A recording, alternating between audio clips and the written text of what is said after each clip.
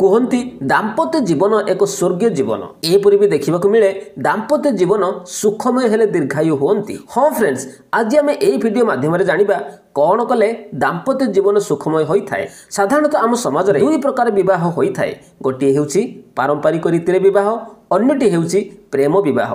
जी प्रेम विवाह करी अशांति होउछंती जदि आपण सेमानकु पचारिबे केउ विवाह सबुठु भल, उत्तर आसीबो पारंपरिक रीति विवाह ही सबुठु शांति। मु प्रेम विवाह करी मो जीवन को नष्ट करदेली। अन्य पक्षरे जदि सेही एका प्रश्न पचारिबे केउ विवाह सबुठु भल, पारंपरिक रीति विवाह करी अशांति रे थिबा व्यक्ति जनक कहिबे मु जाहाकु भल पाउथिली तांकु विवाह करिथिले बहुत खुशी रे थांती। पारंपरिक रीति विवाह करी मो जीवन को नरकरे पकईदेली। जदि दुईटी परिस्थिति कथा चिंता करिबा तेबे तो केउथिरे भी शांति नहीं, तेबे विवाह करिबा काहेकि? आउ वंश रखिबा कथा काहेकि चिंता करिबा? किंतु असल कथा आमे चिंता करि पारि न थाउ।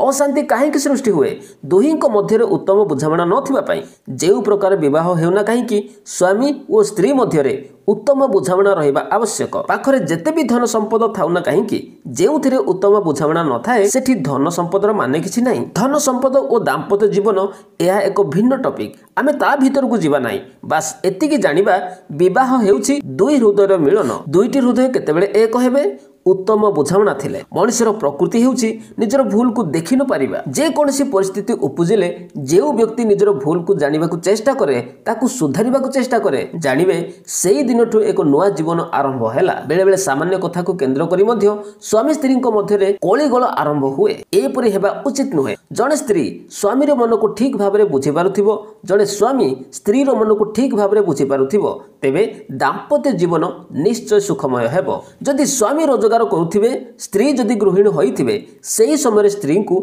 स्वामीर रोजगार को नहीं चलिबा उचित। सेहीपरि जदि स्त्री रोजगार करुथिबे, सेही केस रे स्वामी को स्त्री को रोजगार को नहीं चलिबा उचित। जदि उभय रोजगार करंती, सेही केस रे उभयों को अर्थ को दुहीं को योजना अनुसार काम रे लगांतु। जदि स्त्री निजर रोजगार को निज पसंद अनुसार खर्च करिवो, स्वामी निजर रोजगार को निज पसंद अनुसार खर्च करिवो, तेबे समय आसिले निश्चय यह ही दुहींक भितरे अशांतिर कारण पालटिवो। सेथिपई दुहींक बुझामणा रे खर्च करिवे। केते टंका खर्च हैला, केते बळका रहिला, एहार हिसाब खातारे लेखिकी रखिबे। केवल सेतिक नुहे, केउ बाबदरे केते खर्च होईछि, केउ तारिख रे इत्यादि हिसाब लिखित माध्यम रे रहिबा उचित। एहा द्वारा काहारी मन रे संदेह आसीबो नाही। जेउ माने एपरि लिखित माध्यम रे हिसाब रखिबार व्यवस्था करिथिबे, देखिबे सेमानक मध्यरे टंका को नहीं केबे भी अशांति हेबो नाही। जणे स्त्री बहुत समय बाप घर को जिबा उचित नुहे। सृष्टिर एहा नियम।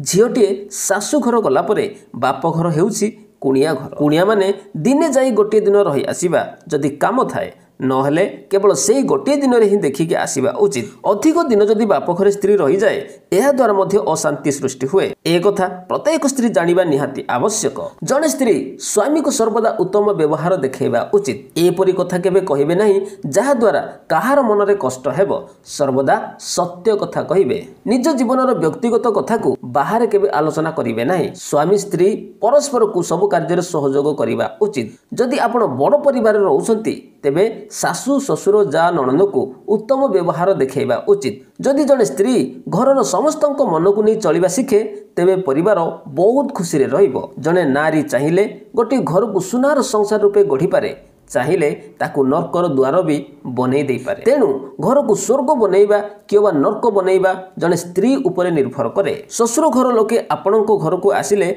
आपण तांकू उपयुक्त सम्मान देखांतु। एहा द्वारा आपणको स्त्री को मन खुशी हेबो। जेउ स्त्री स्वामी को देखिला मात्रे स्वामीर मनर भावना को ठीक भाबरे बुझी पारुथाए, से ही प्रकृत स्त्री पदवाच्य। कौनसी स्त्री स्वामी आगरे निज बाप घर बड़ीमा कहिबा अनुचित, कारण बाप घर आम पई सबुदिन नुहे। सर्वदा स्वामीर स्वाभिमान को नहीं चलिबा को चेष्टा करंतु।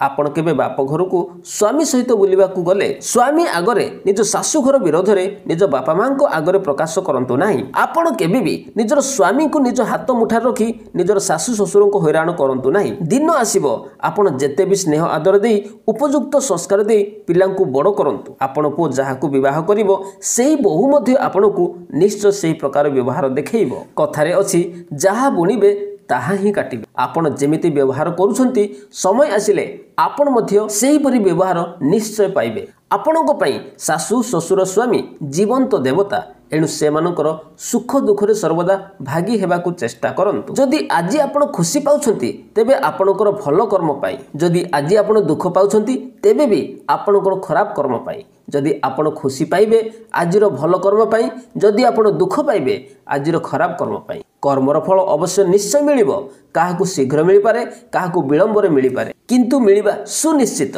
हाँ फ्रेंड्स, एई भिडियो आपण माने जानिबाकु पाइले सेही दाम्पत्य जीवन को सुखमय करबाकु हेले केउ जिनिस करिबा उचित, केउ जिनिस करिबा अनुचित। जदि भिडियो आपण माने किछि सिखिबाकु पाइथिबे तेबे भिडियोटी को लाइक करिवे, सांग मानकु शेयर करिवे। जदि आम चैनल को प्रथम थर विजिट करिसंती ताहले चैनलटी को सब्सक्राइब करिवे। धन्यवाद।